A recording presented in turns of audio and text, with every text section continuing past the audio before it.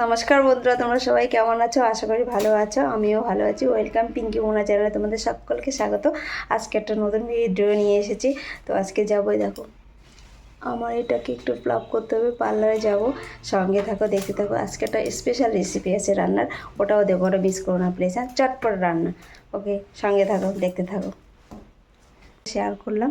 আর আমি এটা 2 মাস হয়ে গেছে প্লাগ করিনি, পার্লারে যাইনি। তো আজকে যাচ্ছি, কারণ কয়েকদিন বাদে বাপের বাড়ি যাবো, তার জন্য এটা প্লাগ করে নেব।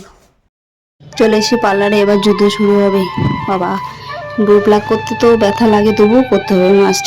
কেন যায় না সবারই। আমার তো আমি তো অনেকদিন পর পর করি, তবুও ব্যথা লাগে, করতে হয়। কারণ অকেশন ওয়াইজই বেশি করি, তাছাড়া করি না কেন, ব্যথা লাগে তাই। বুড়োর ওপরের পার্টটা যখন পুরো প্লাগ করে তখন অতটা ব্যথা লাগে না, যখন চোখের ওপর সাইডটা পুরো প্লাগ করে তখন আর কি ব্যথা লাগে। এই চোখ টোক যা লাল লাল করে দিয়েছে, তবুও করতে হবে পুরো প্লাগ গো। হ্যাঁ, হয়ে গেছে কমপ্লিট। কেমন হয়েছে বলো? আমি বলছি এত জ্বালা করছে, একটু কিছু ঠান্ডা কিছু লাগিয়ে দাও, জেল টাইপের। তো দিয়ে দিয়েছে। আজকে কি রান্না করেছি সেটা তোমাদের সঙ্গে শেয়ার করলাম। আর আমি আজকে রান্না হবে ডিম, একটু আলাদা স্টাইলে নিয়েছি ডিম, পেঁয়াজ রসুন বাটা, আর এরকম করে আলুগুলো এরকম করে ছোট ছোট করে, আরও ছোট ছোট যদি কাটতে পারো আরও ভালো, এরকম করে কেটে নিতে হবে। ঘুগনি স্টাইলে ডিম রান্না হবে। আর এখানে জিরে মরিচ বাটা, জিরে মরিচ লঙ্কা একসঙ্গে বাটা, কাঁচা লঙ্কা, আর এখানে টমেটো, আর ডিম সেদ্ধ করে নিয়েছি। এবার কড়াতে দেবো তেল। তেলের উপর ডিমটাকে আগে ভেজে নিতে হবে। তেলটা গরম হলে তার উপরে দেবো হলুদ। হলুদ দিলে কী হয়, কালারটা ভালো হয়, প্লাস ডিমগুলো কড়ার মধ্যে লেগে যায় না, আর ডিম ভাজার কালারটাও ভালো আসে। তারপর ডিমগুলোকে এইভাবে লাল লাল করে ভেজে নেব।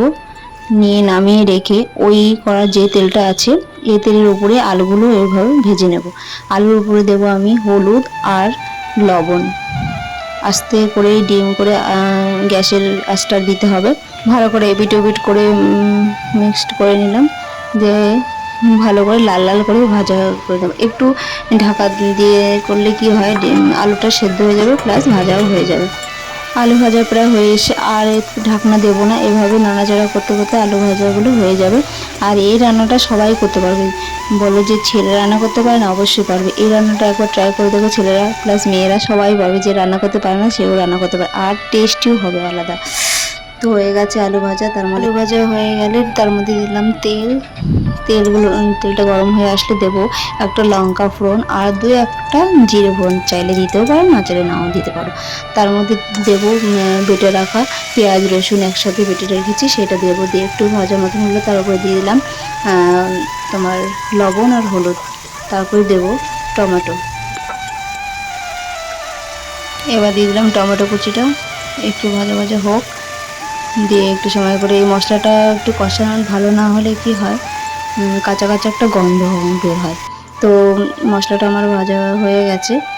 এরপরে দিয়ে দিলাম জিরে মরিচ বাটা।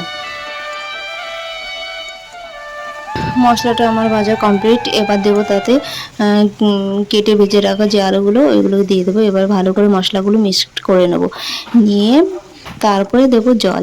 তবে তোমরাও বাড়িতে ট্রাই করে এই রান্নাটা, আমার মনে হয় সবারই ভালো লাগবে, রাঁধতেও ভালো লাগবে। খুব কম সময়ের মধ্যে রান্নাটা হয়ে যাবে, আর টেস্টিও সেই। ওটা ভাজতে গিয়ে সেদ্ধ হয়ে গেছে, সেটা ভালো করে মিক্সড করা হয়ে গেছে। এবার দিয়ে দিলাম ঝোল। ঝোলটাও তোমাদের ইচ্ছা মতন, যতটা গাঢ় করতে চাইলে কম ঝোল দেবে, আর একটু পাতলা করতে চাইলে পাতলা, বেশি জল দেবে। তো মোটামুটি রেখেছি আমি আলু তরকারি। এমনিতেই ঝোলটা বসে গেলে গাঢ় গাঢ় হয়ে যায়, তো আমি ঝোল অতটাও করিনি। এটা ঘুগনি স্টাইলে হচ্ছে তো, তাই বেশি ঝোল করিনি। আর ঘরের মধ্যে ছিল দুটো চুইর ডাঁটা, তাই সেটাও আমি কেটে দিয়ে দিয়েছি। চুই ডাঁটা তো খাওয়া ভালো, এরকম ঝোল তরকারিতে দেওয়াই যায়, কোনো ব্যাপার না। মাছের তরকারি, মাংসতে বলো, ডিমে বলো, সব কিছুতে চলে। তো রান্নাটা আমার অল কমপ্লিট। আমি দিয়ে দিয়েছি গরম মশলা। আমি এটা ইউজ করেছি সানরাইজ গরম মশলা গুঁড়ো। তো এবার নামিয়ে দেবো, গ্যাসটা অফ করে দেবো। কালারটা কত সুন্দর এসছে দেখো, দেখেই তো টেস্টি এসছে, আর কি বলবো। খেতে হবে না, এমনিতেই টেস্টি লাগছে দেখতে।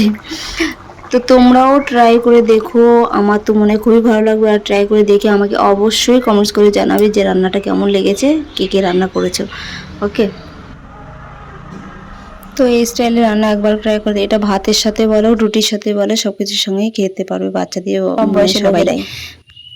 তারপর আমি গেলাম বাজারে গিয়ে কিনেছি কুর্তি, একটা লেগিংস প্যান্ট, ছেলের জন্য একটা গেঞ্জি। তো আমি গেছি এই দোকানটা আগে দেখো তারপর দেখাচ্ছি।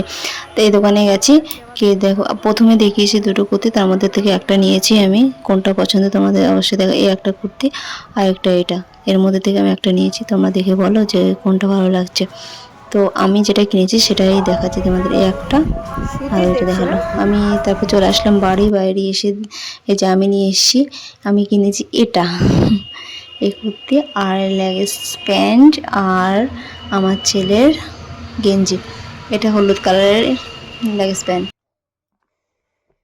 অতটাও পছন্দ হচ্ছে না, তো হচ্ছে গেছি বাজারে, ফিরে আসবো খালি হাতে, তাই নিয়ে নিলাম। আজকের ভিডিও এইটুকুই। তো ভিডিওটা কেমন লেগেছে অবশ্যই কমেন্টস করে জানিও, আর দেখা হচ্ছে নেক্সট ভিডিওতে।